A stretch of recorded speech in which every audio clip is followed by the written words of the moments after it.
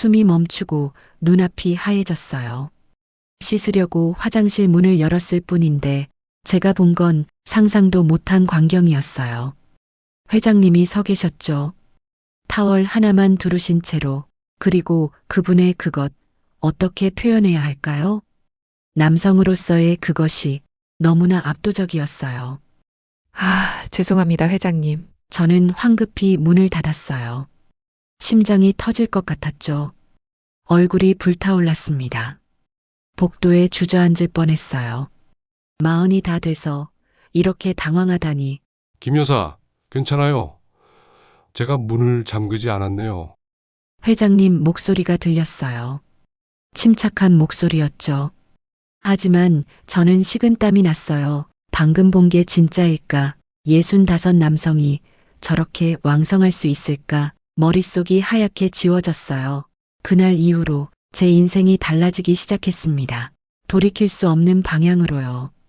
안녕하세요. 흔하지 않지만 아예 없지는 않은 이야기. 사연극장 오디오북입니다. 영상 시청 전에 구독과 좋아요 꼭 부탁드릴게요. 영상 시청 전 구독과 좋아요 부탁드립니다. 제 이름은 김미숙이에요. 올해 40살. 강북구 미아동에 있는 작은 아파트에서 혼자 살아요. 이혼한 지 3년째. 전 남편은 사업 실패 후 술만 마시다가 결국 저를 때리기 시작했어요. 참고 참다가 딸아이가 중학생 되던 해 저는 짐을 싸서 나왔죠. 딸은 시댁에서 키우기로 했어요. 제가 키울 형편이 안 됐거든요. 그게 벌써 5년 전 일입니다. 지금도 딸 생각하면 가슴이 찢어져요. 하지만 어쩌겠어요. 엄마로서 해줄 수 있는 게 매달 보내는 용돈뿐인걸요. 그래서 저는 열심히 일했습니다. 새벽 5시에 일어나 청소 일을 하고 낮에는 식당에서 설거지를 했어요. 밤에는 고깃집 서빙 일을 했죠. 3년을 그렇게 살았어요. 그러다 6개월 전 지인 소개로 성북동 대저택에 주중 5일 근무하는 가정부 자리를 얻었어요. 월급이 괜찮았어요. 350만 원. 게다가 주말에는 쉴 수 있었죠. 저는 감사했어요. 이 나이에 이런 자리 구하기 쉽지 않거든요. 그렇게 최 회장님 댁에서 일하기 시작했습니다. 처음 뵌 날을 아직도 기억해요. 2월의 추운 아침이었어요. 회장님은 거실에서 신문을 보고 계셨죠. 키가 크고 어깨가 넓으셨어요. 65이라고 하셨지만 50대처럼 보였습니다. 김미숙 씨죠. 반갑습니다. 일어나서 악수를 청하셨어요. 따뜻한 손이었죠. 열심히 하겠습니다. 저는 고개를 숙였습니다. 편하게 일하세요. 집사람이 까다로운 편이니 그것만 조심하시면 됩니다. 회장님은 웃으셨어요. 쓸쓸한 웃음이었습니다. 사모님은 정말 까다로웠어요. 재혼하신 지 3년 됐다고 들었는데 전처와 사별하신 후 전처 친구분과 재혼하셨대요. 그런데 제가 본 표면적인 모습은 부부 사이가 좋지 않았어요. 방도 따로 쓰셨고 식사도 따로 하셨어요. 회장님은 아침 6시에 일어나 서재에서 차를 드셨습니다. 사모님은 10시에 일어나 침대에서 브런치를 드셨죠. 완전히 다른 삶을 사는 사람들이었어요. 같은 집에 살지만 남보다 더 먼 사이, 그런 부부였습니다. 일하면서 알게 됐어요. 회장님과 사모님은 부부 관계가 없다는 걸. 사모님이 친구들에게 하는 전화 통화를 우연히 들었거든요. 남편이랑은 손도 안 잡아 3년째 그래. 그 말이 귓가에 맴돌았어요.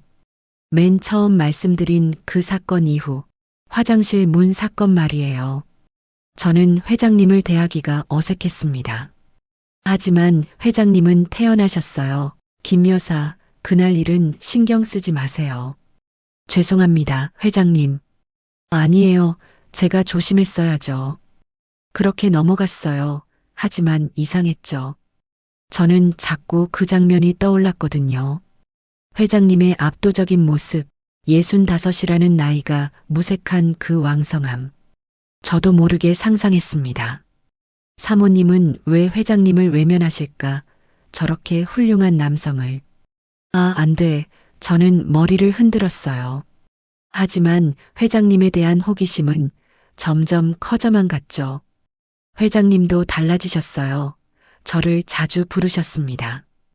김 여사, 오늘 저녁은 간단하게 준비해 주세요.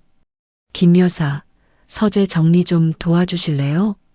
김 여사, 차 한잔 할까요? 함께하는 시간이 늘어났어요. 그리고 회장님의 눈빛이 예전과는 달라졌습니다. 뭔가 갈망하는 듯한 외로운 남자의 눈빛이었어요. 4월의 어느 날이었어요. 저는 주방 정리를 끝내고 퇴근하려던 참이었죠. 그때 서재에서 회장님이 부르셨어요. 김 여사, 잠깐 시간 있으세요? 가보니 회장님이 소파에 앉아 계셨어요. 힘없는 표정이셨습니다. 무슨 일이세요? 그냥 누군가랑 이야기하고 싶어서요. 위스키 잔을 돌리며 말씀하셨죠. 앉으세요. 저는 조심스럽게 앉았습니다. 김 여사는 행복해 보여요. 갑자기 하신 말씀이었어요. 저요? 행복하진 않아요. 그냥 살아가는 거죠. 솔직하게 대답했습니다. 나도 그래요. 그냥 살아가는 것 뿐이에요. 회장님 목소리가 떨렸습니다. 회사는 잘 되고 돈도 많지만 집에 오면 정말 외로워요. 사모님이 계시잖아요. 있으나 만화 한 사람이에요. 회장님이 쓴웃음을 지으셨어요. 우린 3년째 같은 침대에 누운 적도 없어요. 충격적인 고백이었습니다. 부부인데요? 부부는 무슨 서류상 부부일 뿐이에요. 왜 그러세요? 잠자리가 안 맞아요. 아니, 집사람이 거부해요. 회장님이 한숨을 쉬셨어요. 남자로서 정말 비참해요. 저도 모르게 말했죠. 회장님은 아직 정정하신데요. 정정하죠. 너무 정정해서 문제예요. 우리는 눈이 마주쳤어요. 공기가 무거워졌습니다. 저도 외로워요. 오래됐어요. 제가 말했습니다. 얼마나요? 5년요. 이혼하고 나서. 5년이나요? 네, 남자가 뭔지 까먹었어요. 농담처럼 말했지만 진심이었죠. 회장님이 저를 빤히 보셨어요. 미숙 씨, 처음으로 이름을 부르셨습니다. 네, 솔직히 말해도 될까요? 말씀하세요. 그날 이후로 당신 생각을 많이 했어요. 심장이 쿵 내려앉았습니다. 무슨 말씀이세요? 당신이 저를 본 그날 말이에요. 얼굴이 뜨거워졌어요. 회장님, 미안해요. 이상한 말인 거 알아요. 아니에요. 하지만 솔직하고 싶어요. 당신에게 끌려요. 그 한마디에 세상이 멈춘 것 같았습니다. 그 후로 밤에 나누는 대화는 일상이 됐어요. 사모님이 외출하신 날이면 회장님은 저를 서재로 부르셨어요. 처음엔 그저 이야기만 나눴죠. 인생에 대해, 외로움에 대해, 채워지지 않는 갈망에 대해서요. 하지만 점점 가까워졌습니다. 어느 5월의 밤이었어요. 그날 오후 회장님은 말없이 서류 봉투 하나를 내밀었습니다. 이게 뭐예요? 건강검진 예약서요. 요즘 피곤해 보이던데. 그의 말투는 무심했지만 미숙의 가슴은 이상하게 떨렸어요. 그 한마디가 그 어떤 고백보다 따뜻했습니다. 그때 회장님이 제 손을 잡으셨어요. 미숙 씨, 네. 이러면 안 되는 거 알아요. 저도 알아요. 하지만 멈출 수가 없어요. 저도요. 우리는 키스했어요.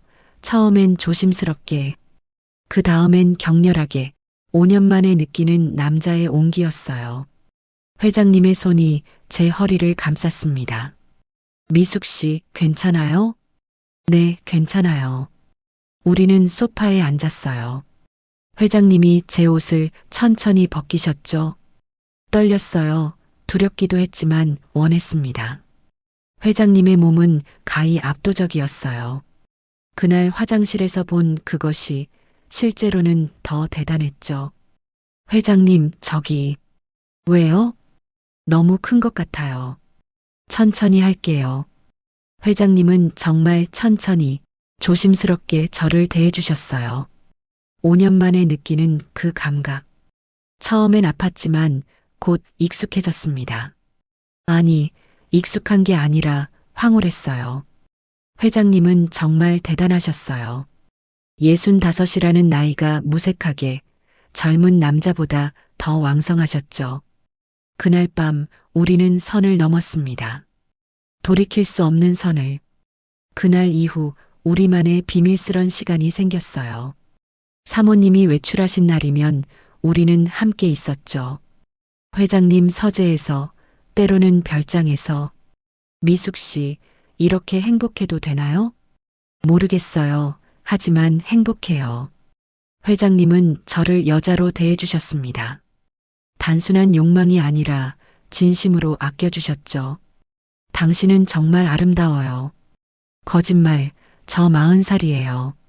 나이가 뭐 중요해요. 당신은 꽃이에요. 회장님의 말씀에 저는 다시 여자가 된 것 같았어요. 우리의 시간은 달콤했고 회장님은 정말 대단하셨습니다. 한 번으로 끝나지 않으셨어요. 2번, 3번. 회장님, 정말 대단하세요. 당신이 좋아서 그래요. 남성으로서의 자신감이 온몸에서 뿜어져 나오셨죠. 사모님은 이런 분을 왜 외면하셨을까 이해할 수 없었습니다. 하지만 그게 저에게는 기회가 됐죠. 우리는 서로를 채워갔어요. 외로움과 갈망, 그리고 사랑을. 6월이 되었어요. 우리의 관계는 계속됐지만 제 마음속에 균열이 생기기 시작했습니다. 어느 날 아침 거울을 보다가 깨달았어요. 이게 맞나? 내가 지금 뭐 하는 거지? 유부남과 이런 관계를 계속해도 되는 걸까? 사모님을 마주칠 때마다 죄책감이 밀려왔습니다. 김 여사, 오늘 저녁 준비 잘했네요. 감사합니다, 사모님. 사모님께 고개를 숙이면서도 가슴이 찢어지는 듯 했습니다. 저는 이 집을 배신하고 있었어요. 회장님도 느끼신 것 같았죠. 미숙 씨, 요즘 표정이 안 좋아요. 아니에요. 무슨 생각해요? 그냥 우리가 이러는 게 맞나 싶어요. 왜요? 우리 사랑하잖아요. 사랑이라고 해도 이건 바람이에요. 바람이라는 말 쓰지 마세요. 하지만 사실이잖아요. 저는 처음으로 목소리가 커졌습니다. 미숙 씨, 나는 진심이에요. 저도 진심이에요. 그래서 더 괴로워요. 왜 괴로워요? 이렇게 몰래 만나는 게 너무 힘들어요. 그럼 어쩌자는 거예요? 저도 어떻게 해야 할지 답을 몰랐습니다. 그냥 혼란스러웠어요. 그렇게 시간이 흐르고 7월의 어느 날 제 마음에 결정적인 순간이 왔습니다. 사모님 친구분들이 집에 오셨어요. 저는 차를 준비해 드렸죠. 거실에서 대화 소리가 들렸습니다. 언니, 요즘 남편이랑은 어때? 뭐가? 그거 있잖아. 부부 생활. 아직도 그러고 싶어 하더라. 나이 값을 못해. 사모님의 비웃는 소리가 들렸어요. 나는 그런 거 이제 질색이야. 남편이 불쌍하네. 불쌍하긴 나이 먹고 철 좀 들지. 그 대화를 듣는 순간 제 가슴은 무너졌습니다. 회장님이 얼마나 외로우셨을까, 사모님께 거부당하시면서 얼마나 힘드셨을까. 하지만 동시에 깨달았어요. 내가 할 일은 이게 아니라는 걸.